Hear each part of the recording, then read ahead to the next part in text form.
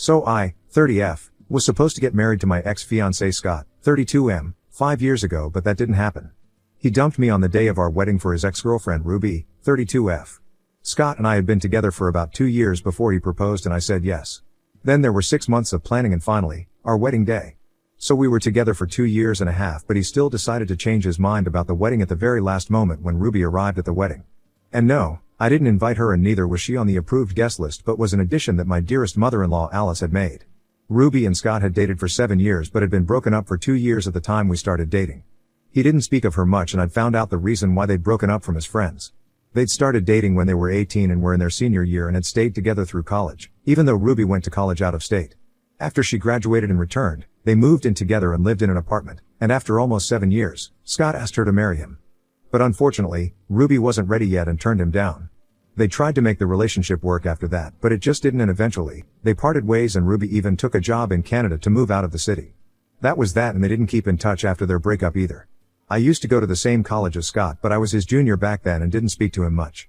I met Scott again at a coworker's Christmas dinner and actually felt a connection there. So we ended up ditching the party after a while and went out by ourselves. We had a really nice time together and decided to stay in touch, went out on a couple of dates, and within 3 months, we were in a proper relationship. We dated for 2 years, then decided to get married, but it was all wasted when after almost 3 years of their breakup, Ruby finally decided to show up on our supposed wedding day. I still remember everything clear as day. I'd walked down the aisle already and we were up there on the podium when he confessed that since we were in a chapel, he couldn't bring himself to lie and said that he needed to talk to me about something really important. So we stopped the ceremony and he took me aside to inform me that his mother had invited Ruby to the wedding and even pointed them out to me.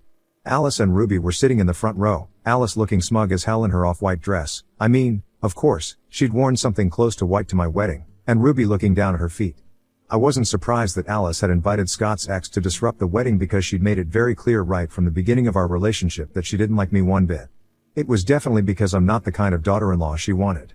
I'm not soft-spoken, I'm not what you'd call sweet or timid, so I'm just not the idea of what an ideal daughter-in-law should be like according to Alice. Not that these are bad traits, but I just didn't possess any of them. I was always too loud or too brash or too expressive for her taste, so of course she brought along someone she believed was a more appropriate fit for their family than I was. So she went ahead and brought that better daughter-in-law to the wedding so it'd be easier to control and manipulate her son in the long run. And not only did she bring her along, but she also arranged a conversation between Ruby and Scott before I walked down the aisle, which is what he told me about later, using that conversation as a reason to dump me at the altar. He told me that he and Ruby had a chat before this and she apologized for turning him down all those years ago and explained that she just felt too young and inexperienced to actually make such a huge commitment. But now, after almost 3 years, she'd realized that she'd messed up because she knew she'd never find someone better than him and had come back to ask for one last chance to make their relationship work. That was all it took to undo 2 years of our relationship and he was back to square one once more. Obviously, back at the time, I tried to argue with him and make him stay, but he told me that it'd be a mistake for us to get married now that he'd realized that he'd never actually fallen out of love with Ruby and I'd just been a placeholder for the woman that he actually loved. His words stung, but I was so desperate that I tried to convince him to stay nevertheless. It didn't work and I knew that it was all futile when he asked me to return the engagement ring. I lost my cool and ended up flinging it to the ground before I walked out and decided to drive myself away from the wedding, all the guests, and just everything to do with Scott. I kept driving until I reached a B&B a little out of town and stayed there for the next couple of days. Scott paid off all the dues of the wedding organizers and vendors and thankfully, I didn't have to spend any of my hard-earned money except on my dress. The only time we met after that was when I went back home to collect my things after almost 2 weeks of the wedding. He and Ruby were at home at the time and didn't even bother to stop cuddling when I walked in with a friend of mine to pack my stuff up and leave. That's how awful they were, and at the end of the day, I was kind of glad that Scott decided to dump me before we even got married, because then we'd have to get divorced eventually whenever Ruby decided that she wanted him back. So they actually saved me a lot of money and heartache. I've tried to move on and I guess I've done a decent job of it, but I have crazy trust issues now, had a nicotine addiction a couple of years ago that came along with crippling depression, and have to go to therapy twice a week now to be a normal, functional human being. My mental health has suffered a lot because of those three, but they've been doing just fine, as far as I know.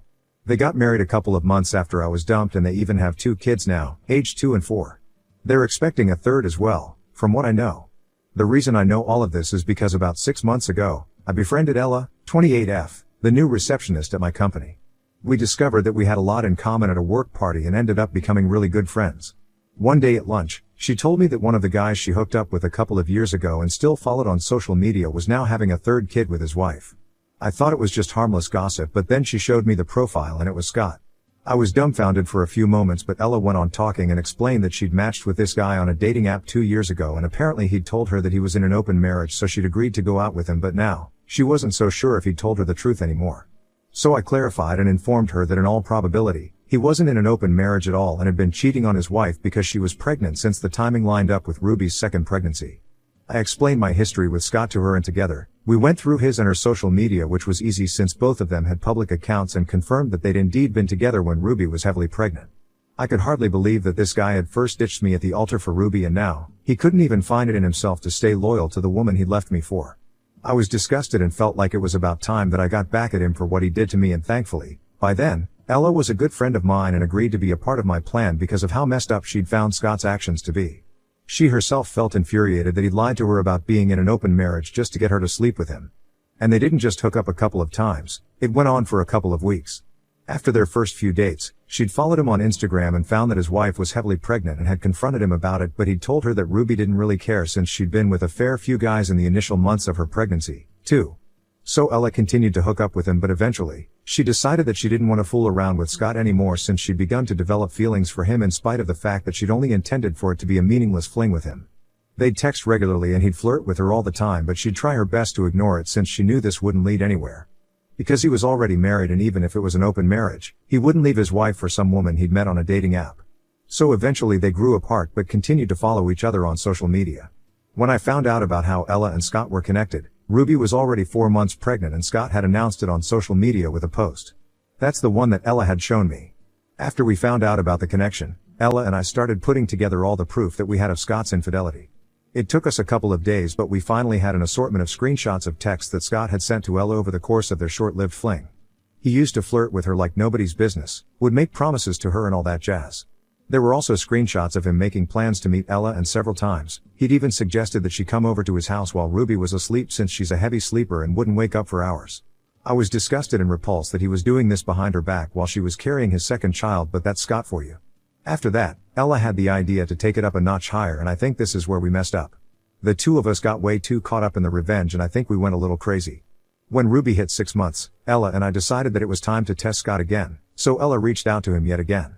We didn't know what to expect because they hadn't exactly been friends after they stopped talking 2 years back, but Scott still replied, and guess what? He was still flirting with Ella and was even reminiscing about their past because Ruby was pregnant again, and she was even moodier than her previous pregnancies and was bigger, too. He told Ella that she'd picked the perfect time to get back in touch with him, indicating that he was willing to cheat on Ruby yet again. We texted him for a few days and gathered a couple more screenshots, but then left him hanging after a while. Finally, 2 weeks ago, Scott posted that Ruby had finally given birth to a daughter, and within 3 days of that, Ella and I posted all the evidence we had on Facebook and tagged everyone who knew the two of them.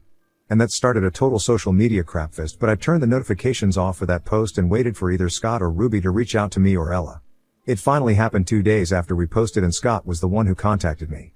I blocked him everywhere after we broke up 5 years back, but I'd unblocked him just so that I'd be able to see what he had to say about me, finally exposing him for the jerk that he really is. He sent me a long rant about how I'd ruined his life and that now, Ruby was threatening to leave him just because of what Ella and I had posted. He accused me of being a psychotic stalker and said that he'd take me to court if Ruby divorced him, which is not even possible because he doesn't have a case against me or Ella. He's the one who cheated first and then tried to cheat yet again quite shamelessly. There were a lot of other things that he said, but it was mostly name-calling and accusing me of ruining his life. I was really satisfied with what I'd done because from what I understood, he would soon be facing a divorce and quite possibly a custody battle as well. And he deserved every bit of it, in my opinion. Unfortunately, my friends don't share the same sentiment. They think I went too far, especially because Ruby was pregnant, and they believe that because it had been 5 whole years since our breakup, I should have just let sleeping dogs lie instead of pulling some crazy stunt on social media just for revenge like we were still in high school. I don't think that's fair because Scott literally ruined any future relationship that I could have had with what he did.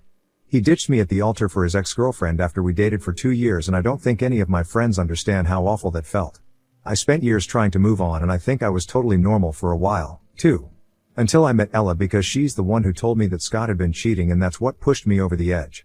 He'd abandoned me for Ruby, and now, he wasn't even loyal to her, but for whatever reason, my friends believed that I was the one who messed up here and thought that I owed them both an apology for trying to ruin their marriage after 5 years.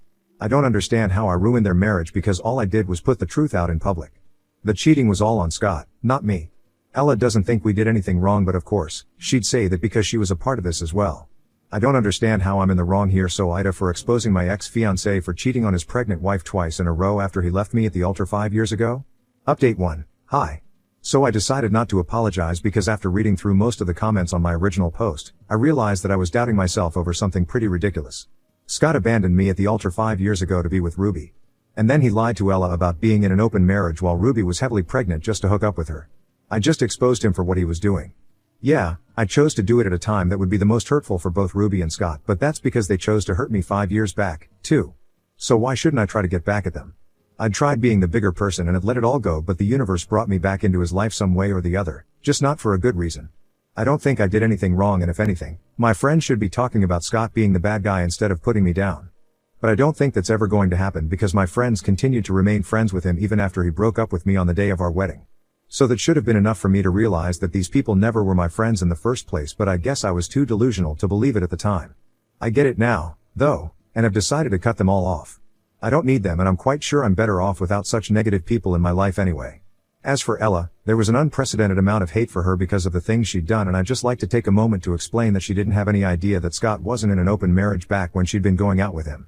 He'd convinced her that he was in an open marriage, and at that point, he had very few pictures of Ruby on his profile, so it wasn't that hard for her to believe him. Trust me when I say this, she's really not the kind of woman who would hook up with a married man unless she knew that their partner had agreed to it. She's adventurous, but that doesn't make her immoral or whatever. The one thing that I'll concede she did wrong was that she didn't tell Ruby when she started suspecting that maybe Scott wasn't telling the truth about being in an open marriage, but she was too skeptical to talk about it to a woman she barely even knew, and a pregnant woman at that, so she decided to remove herself from the situation entirely and stop talking to Scott. She's been a good friend to me, and I think even if she had messed up back then, I don't think I'm going to judge her by that because she's genuinely been there for me, so maybe I'm a little biased in her favor. Nobody's perfect, but we're all trying, and Ella is actually a nice person, so please, don't just judge her based on the original post. There's a lot more to her as a person, I can promise you that. Now, coming to Scott and Ruby, from what I've heard, they're still fighting, and Ruby has actually been living with her parents for a few days. I still have 2 friends who are actually on my side, and they're keeping me in the loop since they have some friends in common with Ruby. It's been a week since my original post, and they still haven't managed to resolve the situation, as far as I know. If Ruby has even an ounce of dignity left, she'll walk out of that marriage just like I walked out of my wedding, but you never know.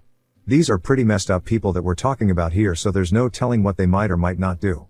But I know what I'm going to do. I'm just going to sit back, relax, and enjoy the drama with popcorn now. Update 2, super quick update. Okay, so you guys remember Alice, right? Alice, my almost mother-in-law, actually arranged the conversation between Scott and Ruby, which ended up destroying my relationship. Yeah, her. Today, Alice contacted me, and she was nice to me today, which made sense because she wanted me to help her out by deleting the post I'd made.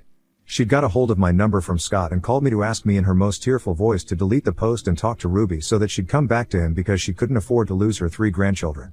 Ruby's furious and has been threatening to file for divorce and full custody of the kids with no visitation rights, and the only way to avoid that is if Scott agrees to transfer the ownership of their house to her.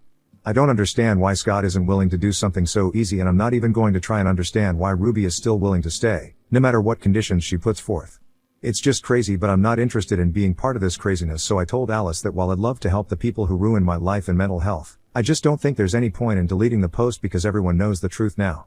And I'd never speak to Ruby, not even if I was offered $10,000, because that's the woman who had no shame meddling in a relationship but is now mad that someone else did the same thing to her.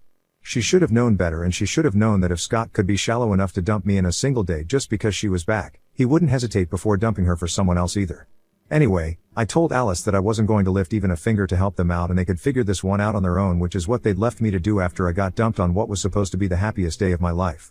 It was so incredibly satisfying to disconnect the call in the middle of her sentence and then block her to make sure she couldn't contact me anymore. I don't care what people say, honestly. A lot of folks here and even in the real world have said that I'm living in the past, but this feels like I'm finally getting closure and I can actually start to move on from Scott, Ruby, and Alice now. Update 3, hey, everyone. So, it's been almost a month since I last posted an update.